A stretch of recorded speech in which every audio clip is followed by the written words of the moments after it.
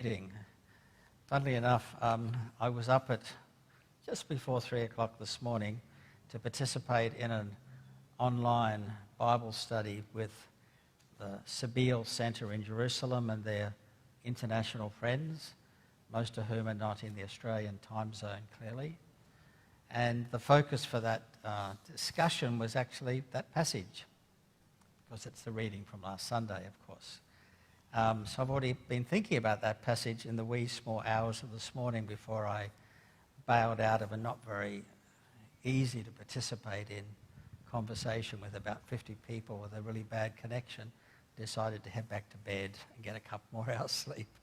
So this has been in my mind, and of course it's a story we know so well.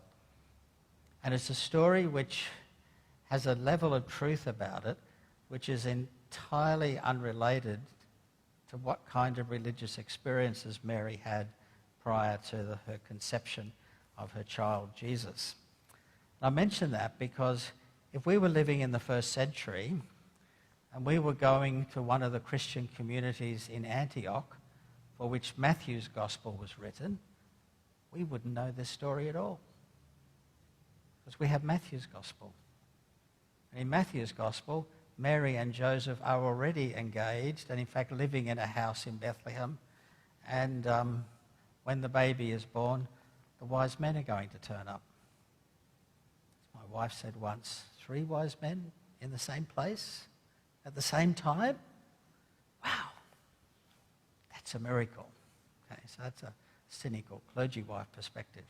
But so that's if we were in the churches in what today is Turkey and Syria, we would have the Gospel of Matthew, around about 100, thereabouts, AD.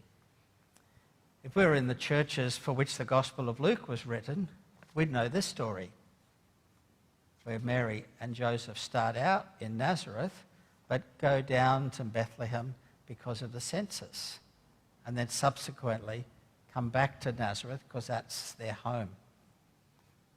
And if we were in the churches in the rest of Turkey, around what we now call Turkey, around Ephesus and so on, we would have the Gospel of John.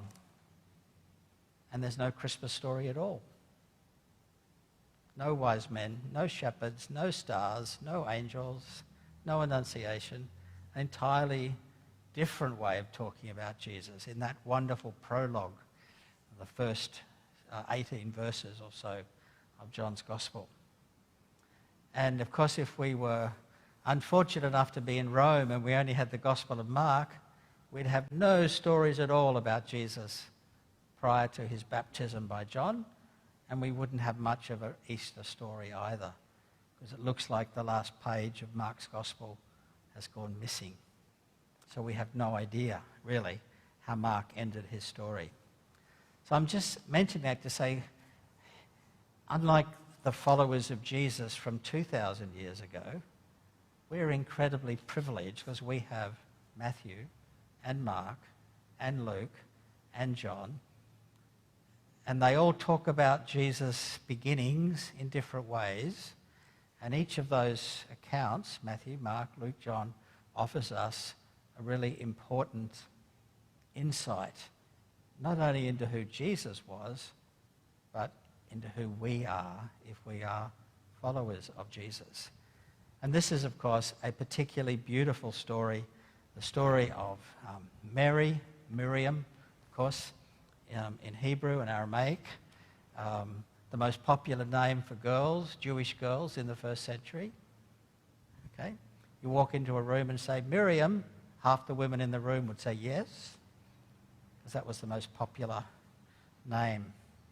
Sister of Moses, but also Herod's favourite wife. He had several, and he did have this one murdered, but he felt bad about it afterwards. So a very popular name.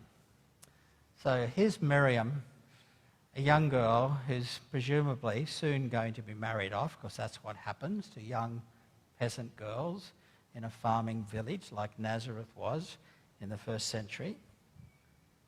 As best we can tell, there are only a dozen or so families living in Nazareth.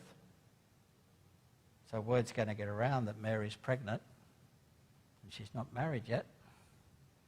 That's a very different story from Matthew, by the way, where it's all very respectable. And in fact, Joseph wants to divorce her even before they finish the marriage ceremony because he's worried about the talk in Bethlehem, not in Nazareth. So here's this beautiful story of a young Galilean peasant girl in the village of Nazareth who says yes to God. And that, of course, is the critical element, isn't it, in this story? And that's the bit that's true for us as well. If we are to be everything that God dreams of us being, then we have to say yes to God.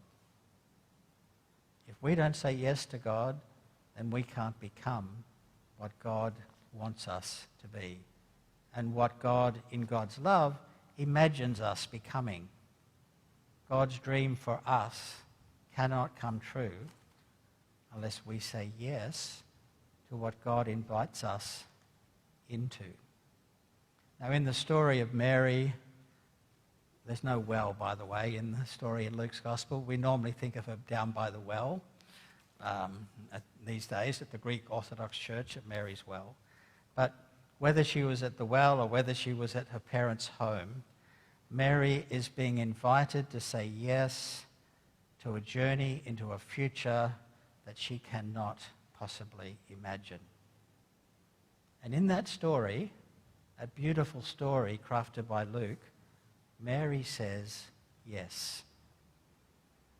And when we come up for Holy Communion and we stretch out our hand to receive the sacred bread, we are saying yes to what God is offering us. Because if we don't say yes, there is no journey. There is no journey of grace. So let's value and treasure this beautiful story, which we know because we have the luxury of 4 Gospels. And let's treasure this story as one of the stories which has at its very heart something which is absolutely true for us.